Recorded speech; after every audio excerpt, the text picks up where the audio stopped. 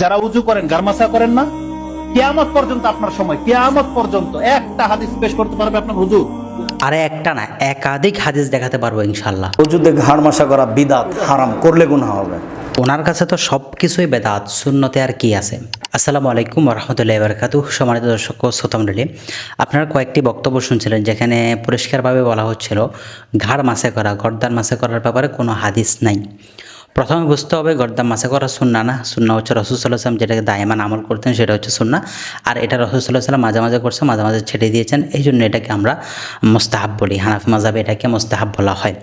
তবে এটাকে যারা বলছে যে বেদাত, হাদিস নাই, এদের এই বক্তব্যগুলো আসলে এমন বক্তব্য যেটা দিয়ে জাতির মধ্যে ফিতনা ছড়ানোটাই মূলত তাদের মূল মাকসাদ।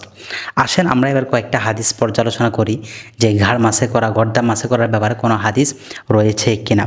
আমরা সর্বপ্রথম মুসান্নিফ ইবনে আবি শাইবা হাদিস নাম্বার 1050 হযরত তালহা রাদিয়াল্লাহু তাআলা তিনি তিনার বাবা এবং দাদার সূত্রে হাদিস বর্ণনা করেন। ক্বালা রাআইতুন নবী সাল্লাল্লাহু আলাইহি ওয়াসাল্লাম, আমি আল্লাহ নবীকে দেখেছি, তাওয়াজ্জুআ, আল্লাহ নবী উযু করেছেন, ফামাসা রাসাহু হাকাযা, তিনি কিভাবে উযু করলেন সেটা দেখালেন। ওয়া আমার হাবসুম বিয়াদিহি আলা রাসিহি হাত্তা মাসা কফাহু, আল্লাহ নবী সাল্লাল্লাহু আলাইহি ওয়াসাল্লাম এই হাত দিয়ে মাথা মাসে এবং তার সাথে পাশ কাটিয়ে, অর্থাৎ হাতকে জমা করে পাশ কাটিয়ে তিনি গর্দানটাও মাসে করেছেন।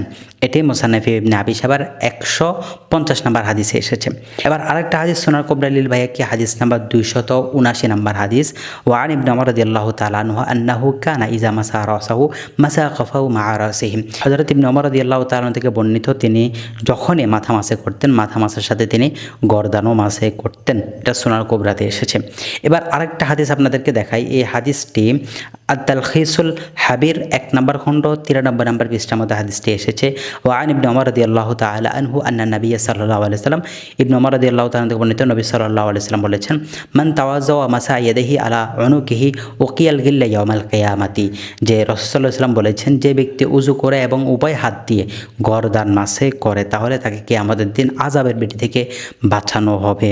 এই হাদিসটি লেখার পরে ইবনে আবুল হাসান ফারাস রাহিমাহুল্লাহ বলেন, হাযা ক্বালা হাযা ইনশাআল্লাহু হাদিসুন সহিহুন, ইনশাআল্লাহ তাআলা এই হাদিসটি সহিহ, এবং ইবনে হাজার আসকালানী রাহিমাহুল্লাহ এই হাদিসের পক্ষে মত দিয়েছেন। সো আমরা পরপর কয়েকটি হাদিস দেখালাম গর্দান মাসে করার ব্যাপারে। এবার যে শায়েক অহংকারের সাথে, অহংকারের তাড়নায় বলে উঠলেন যে আপনার হুজুরকে একটা হাদিস দেখাতে পারবে, তাকে তো দেখালাম। এবার আপনার শায়েককে একটু ক্ষমা চাইতে বলেন যে গর্দান মাসের ব্যাপারে তো আপনি বললেন হাদিসে নাই। আলহামদুলিল্লাহ, মুসান্নিফ ইবনে আবি শাইবার মতো গ্রহণযোগ্য কিতাব থেকে হাদিস দেখালাম, সুনান কুবরা লিল বাইহাকির মতো গ্রহণযোগ্য কিতাব থেকে হাদিস এখানে পেশ করলাম।